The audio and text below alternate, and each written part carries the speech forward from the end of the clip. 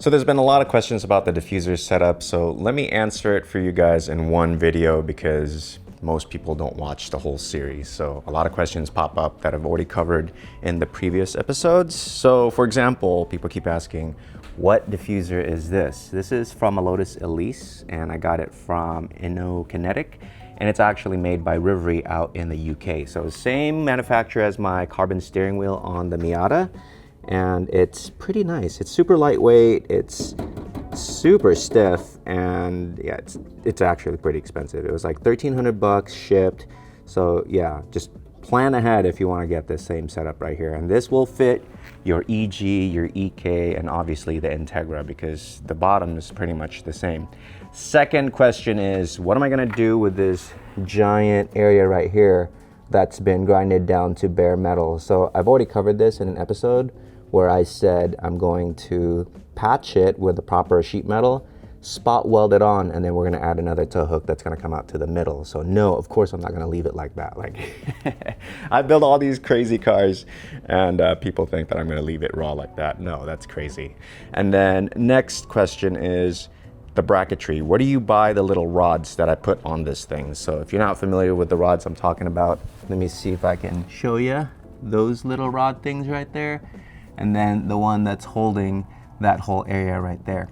I got that from Summit Racing, and that's called Joe's Racing Products spoiler strut or rod. And it's usually used for spoilers, but you can put it on anything, to be honest. And then next question is, where did I get the HRC badge? This is like not related to this, but it popped up. I got this in Japan, and I tried to look it up online, and you can't find it online. So yeah, unfortunately, I guess you can't get it unless you go to Super GT in Japan. I got it at the HRC booth in Suzuka. So there you go. Another question is, what light is this and what does it do? This light is a rain light, and some racing bodies require you to have a rain light. So yeah, this is by Lifeline. It's stupid bright. And why do I have it on this car? Well, since I'm gonna be tracking this car / canyons, I just wanted to add some stuff on there because sometimes you might need it. I don't know, there's some rainy, foggy, crazy canyon day and I have it. Where am I gonna put my plates? That's another question. The plates actually mount the same spot right here where the fog light is. There are bolts right here. I'm not sure if you can see them. Kinda, but there are bolts right there. See that right there? And I have a 90-degree angle that goes up and then covers it. Another question is, why didn't I just cut out the diffuser to create a little pocket so I didn't have to remove my tow hook? Well, I wanted the airflow to be as smooth as possible down there without turbulence. So instead of ruining the diffuser, I just removed the tow hook, which the tow hook is actually offset. It's not centered with the car, so it always annoyed me. So there's that. Another question is, am I gonna put this thing in the wind tunnel to test it? I don't know where people get this idea of like, oh, it's so cheap to just wind tunnel your car and check out if it works. No, it's very expensive. So what we're gonna do is we're just gonna put yarn on it, drive it, and then maybe even do the oil wick test and see if the air separates because of the angle. The angle of attack's actually not too bad on this diffuser. So I'm assuming it should be okay. But I mean, again, I'm not chasing seconds here. I'm just enjoying my car and building something cool, yet functional, all right? And then another question is, what wing is this? That is a Voltex Type 1 that I got from Evasive Motorsports. And then I got this solid billet stand from a brand called, it's on here. Oh, where is it? It's written on the side. Oh, there it is. Aerogenics. I'm not sure if you guys can read that, but it says Aerogenics right there.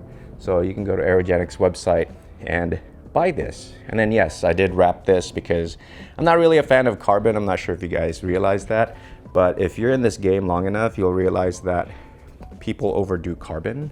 And to me, I think color match just looks better, right? Like most exotic cars are actually carbon, but they paint most of them because it just looks better painted. That's obviously a personal preference, but well, there you go. And then this right here, I might wrap it gray. I might wrap it yellow. I might wrap it, I don't know. I'm not sure actually. The gray I'm talking about, I'm not sure if you guys have seen my Miata in a while, but I have these little splitter or skirt extensions. And this is the gray I'm talking about. So it's like a metallic gray. And then I got the PCI side skirts right here, just quickly, just to summarize my aero additions to this car.